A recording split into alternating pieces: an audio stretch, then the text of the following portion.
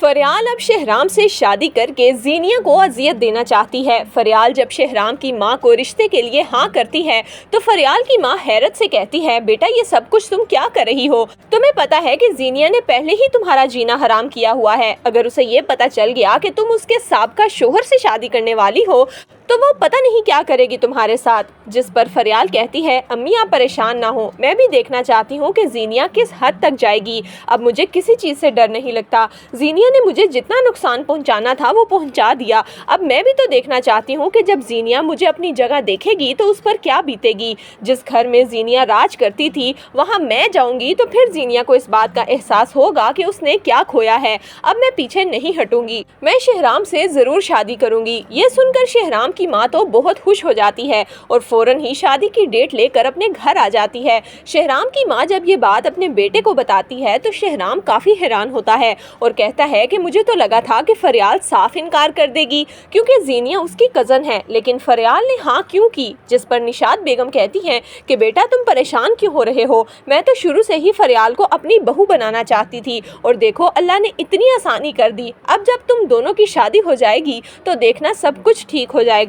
जबकि दूसरी तरफ जीनिया की दोस्त जीनिया को कॉल करती है और कहती है, जीनिया जब से तुम्हारी डाइवोर्स हुई है तुमने तो अपने आप को बिल्कुल ही बंद कर लिया है। आज हम लोग डिनर पर इकट्ठे हो रहे हैं, क्या तुम ज्वाइन करना चाहोगी? जिस पर जीनिया हामी भर लेती है और कहती है कि हाँ मैं ज़रूर आऊँगी। वो शहराम के इस गम से निकलना चाहती है, इसीलिए वो तैयार होकर अपनी दोस्तों के साथ डिनर पर पहुँचती है।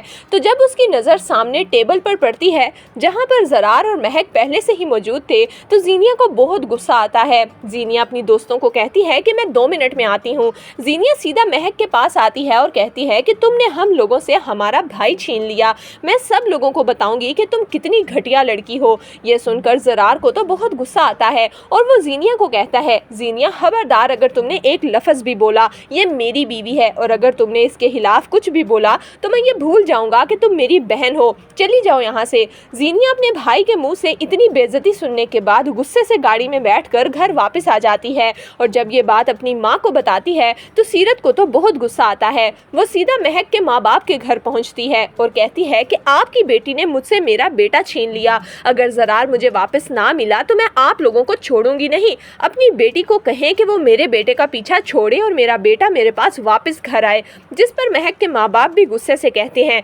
खबरदार अगर आपने हमारी बेटी के बारे में कोई भी गलत बात करने की कोशिश की, ज़रार उसका शोहर है और वो अपने शोहर के साथ ही रहेगी। सीरत इतनी बेइज्जती करवाने के बाद गुस्से से घर वापस आ जाती है। ज़रार तो अब कभी भी महक को नहीं छोड़ने वाला, बल्कि अब तो जीनिया को एक और धचका मिलने वाला है। जब उसे शहराम और फरियाल की शादी का पैगाम पहुंचेगा तो जीनिया के 14 तबक रोशन हो जाएंगे। तो दोस्तों आपके ख्याल में क्या जीनिया फरियाल और शहराम की शादी रुकवाने के लिए कोई नई चाल चलने वाली है? आपकी इस बारे में क्या राय है, हमें कमेंट्स में ज़रूर दीजिएगा।